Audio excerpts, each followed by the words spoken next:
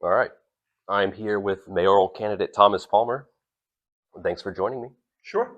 It's good to meet you, Scott. How's the campaign going? It's the first time I've ever done a campaign like this. I've run for office 3 times over the last 12 years for director of law, but this is a completely different experience, let me tell you. The dynamics are different. I ran against one person each of those 3 times. This time I have, as you probably know, there's a slate of 6 of us Yep. running, and there was 7, but 6 of us I think are on the ballot.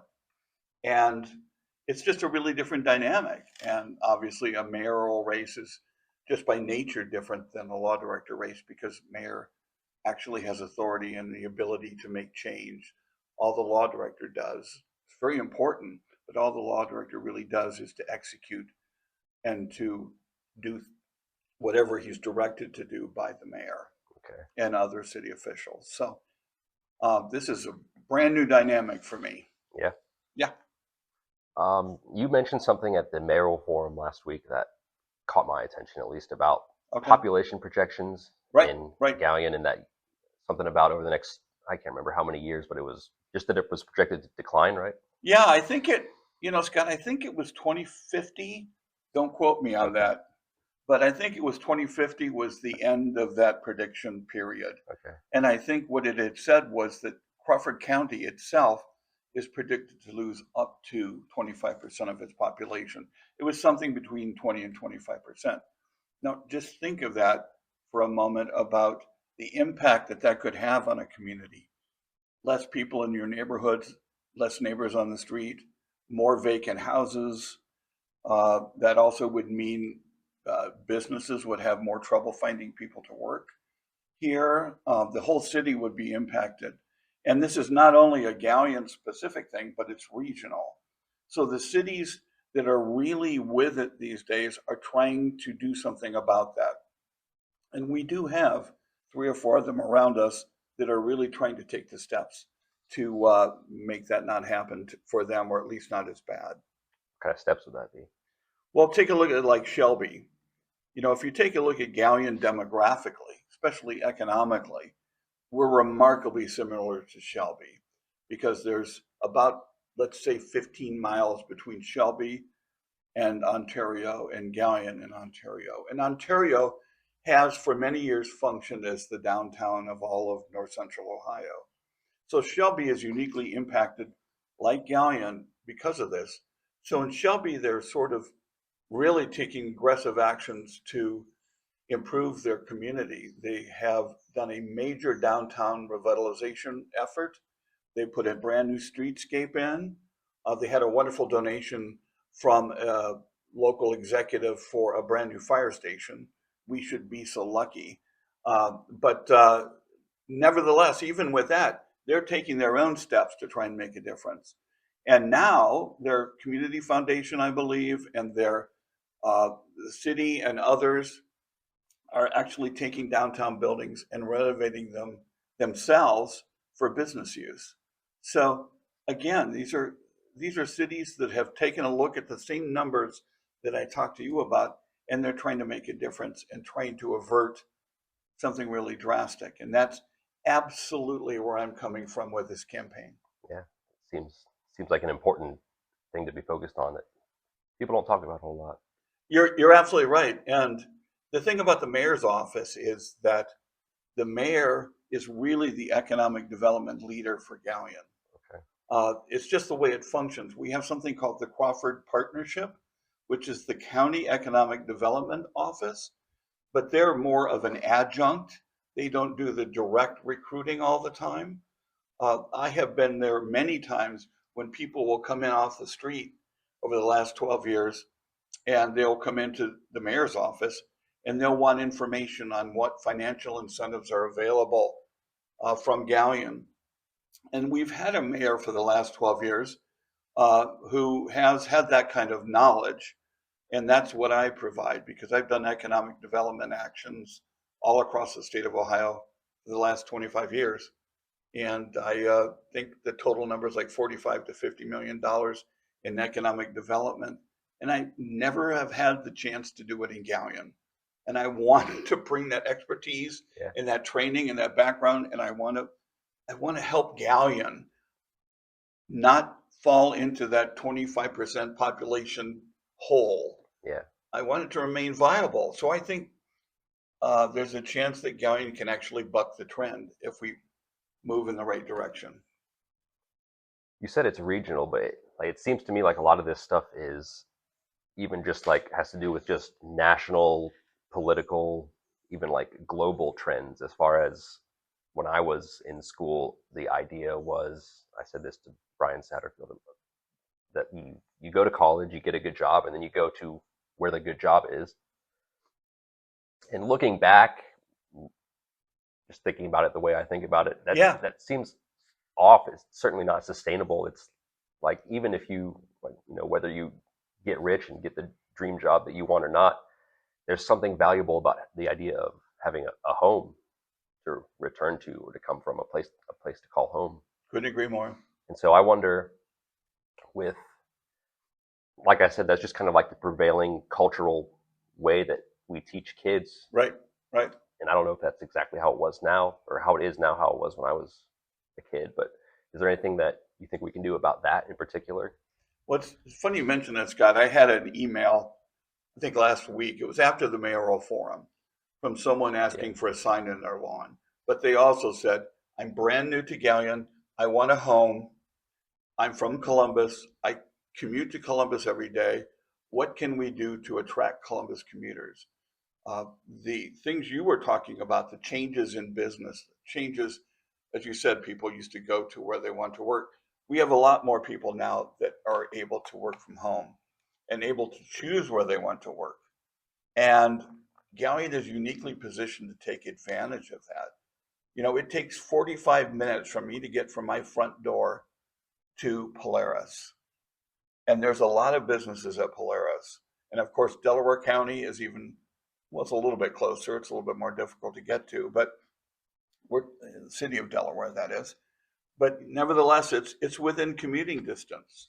My late wife worked in downtown Columbus. I worked in downtown Columbus, living in Galion.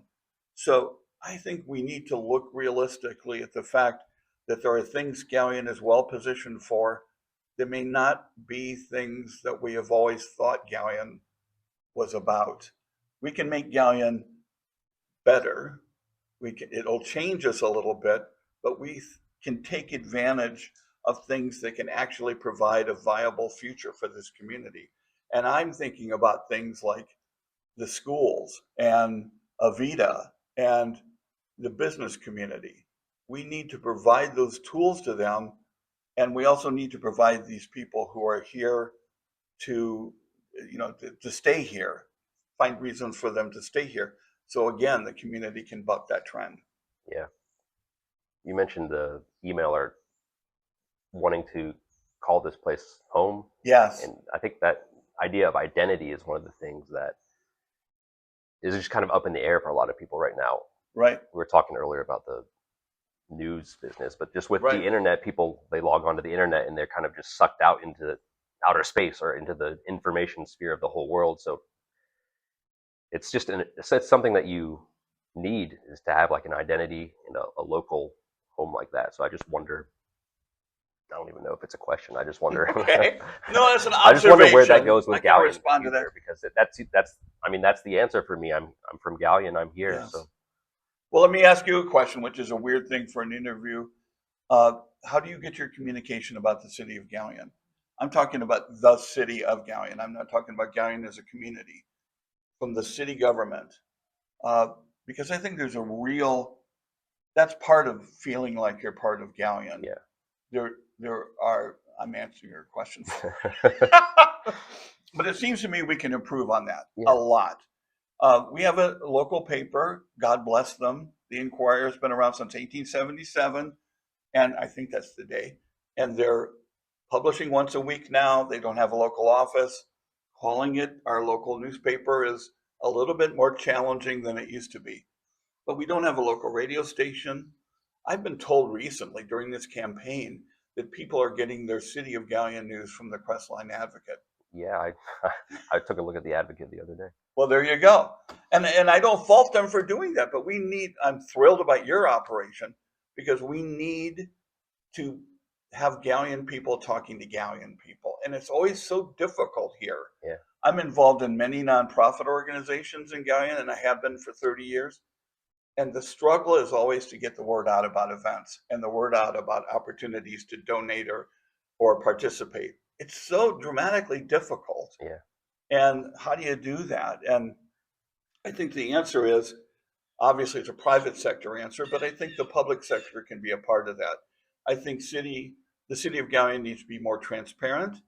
I think part of the issue with water safety and electric rates and other things, it's not only because there are substantive problems with that, there really are, but at the same time, people don't know how to get information that's truthful. Yeah, So that's a really big issue, I think. yeah. 'Cause with water in particular, even if everything is going the way it's supposed to go, just the idea out there that there's something wrong, and Yeah, people latch onto that and don't look into the details, and then you have the idea you're drinking the water, like, is this safe? Because even if it is fine, just the idea is kind of like that's not good for you either. Scott, that's true. But at the same time, I got to tell you, when you get notices of violations or notices of non-receipt of required information on an ongoing basis, which is the case with the city, Yeah, that should just never be the case. Bottom line is, I understand what you're saying about the perception and the issue of the TTHMs and everything that is impacting our water supply. But still, reporting shouldn't be one of those things. That's basic government 101. That's why I've talked about getting a safety service director that actually has experience dealing with the EPA, dealing with water safety, dealing with keeping electric rates low. I think that's vitally important. seems like a lot of the issues with not just water but utilities and so forth generally with the city are financial and looking at where can we get the money from. Right? And you talked a lot at the forum about grants. Everyone kind of brought up grants. I've never heard the word grant so much. Um, is that kind of where we're looking? Is there anything other than looking for grants or the city tax? Let's look at this in a realistic way, Scott. There's three sorts of pots of money you can look at, or three avenues you can look at. The first one are loans and grants.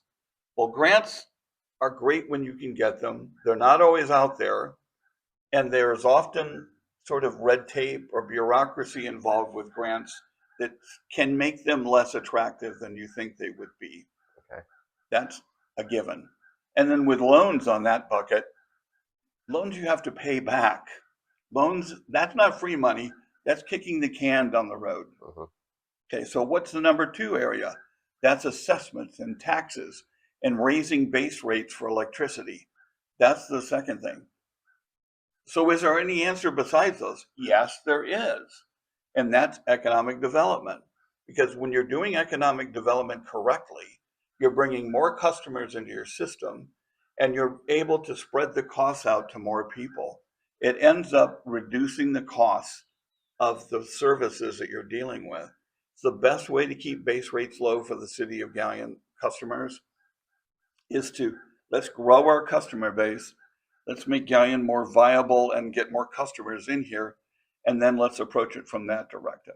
There are other ways you can deal with, especially with electricity, in sort of buying consortiums and buying services in different kinds of ways. And those exist. And I would explore any and all of those.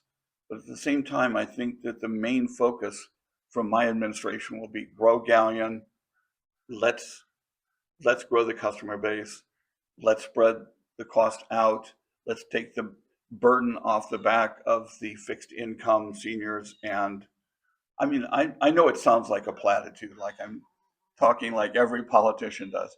But the bottom line is it's true. Yeah. That's the reason that people say that is because you can actually impact people's lives by going out there and asking businesses to come in.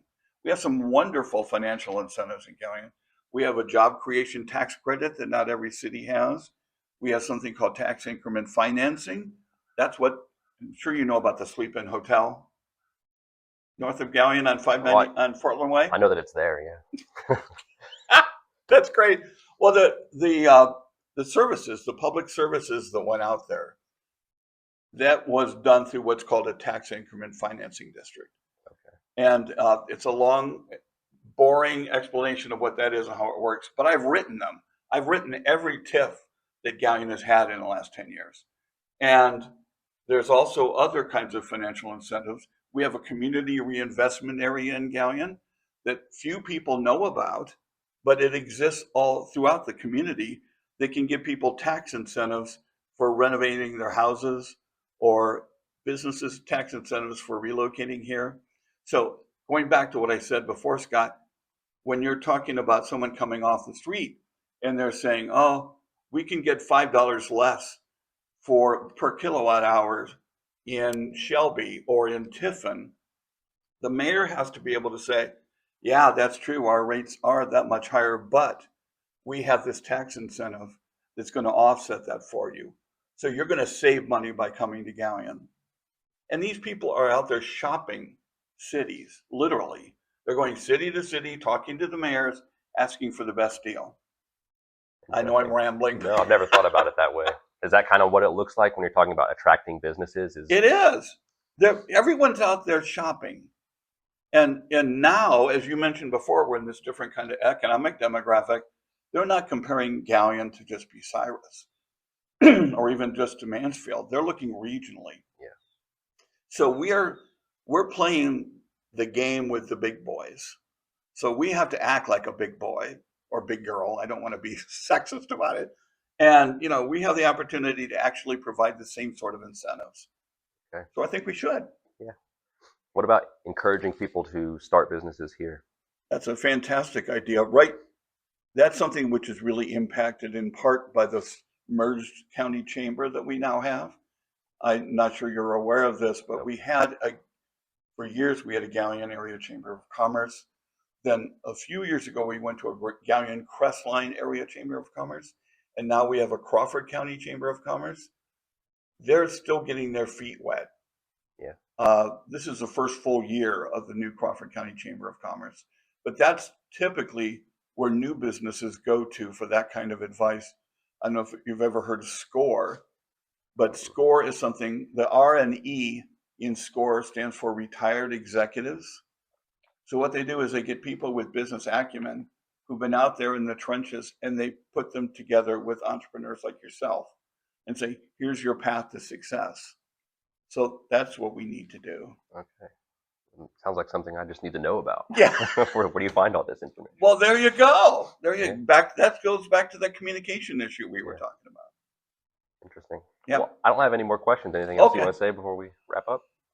No, I would just tell you that sort of my whole shtick here and my whole approach on this campaign is that I know that Galion has reinvented itself in its past. 120 years ago, we were a railroad town, and the railroads left and went to Marion. I'm talking about the railroad shops and the heavy employment. They went to Marion, and so we attracted new businesses here, like Galion Iron Works and Peabody and Perfection and the North Electric, and they transformed Galion and made it economically successful during the Depression. Galion was one of the best places to live during the Depression. So I think Galion's at the point right now where we need to do another bit of reinvention. And honestly, I'm the one candidate that provides economic development experience. That includes downtown revitalization. I was the downtown coordinator in the city of Delaware. I'm the one that brought their current downtown program to them. And I hard pressed to find anyone that doesn't think downtown Delaware is successful. So I'm really proud of that. And I go down there and I strut around a bit. But I did that. I want to do that here. I want to see Galion that viable. And so that's what I'm trying to do. I'm trying to give Galion a chance. There you go. Sounds good. Thank you. Okay, you bet.